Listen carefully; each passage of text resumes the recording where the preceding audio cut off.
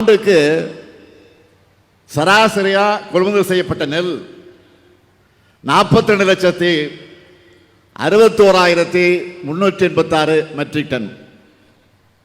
இது நம்ம ஆட்சியுடைய டேட்டா. இது ஆனால் இதுவே முந்தைய அதிமுக ஆட்சி காலத்தில் சராசரியா செய்யப்பட்ட நெல் எவ்வளவு தெரியுமா? ஆண்டுக்கு 22,70,293 மெட்ரிக் டன் மட்டும்தான். இந்த அடிப்படை கூட தெரியாம பொய் சொல்லிட்டு இருக்கிறாரு எதிர்க்கட்சி தலைவர் பழனிசாமி. அவர்கிட்ட பொய்யையும் துரோகத்தையும் தவிர வேற எதையும் எதிர்பார்க்க முடியாது. அவருடைய ஹிஸ்டரியே அதுதான்.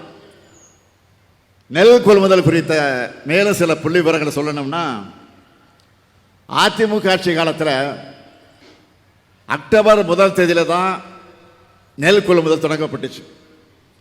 நம்ம ஆட்சியில், திராவிட மாடல் ஆட்சியில் ஒரு மாத காலம் முன்னாடியே, அதாவது செப்டம்பர் 1 நாளே நெல் கொள்முதல் தொடங்கப்பட்டு வருது. இந்த ஆண்டினுடைய பருவமழைக்கு முன்னாடியே விவசாயிகள் நெல் அறுவடை செஞ்சு புதிய விலையில் நெல்லை விற்க ஒரு மாசத்துக்கு முன்னாடியே செப்டம்பர் 1 தேதியே கொள்முதல் தொடங்கப்பட்டாச்சு.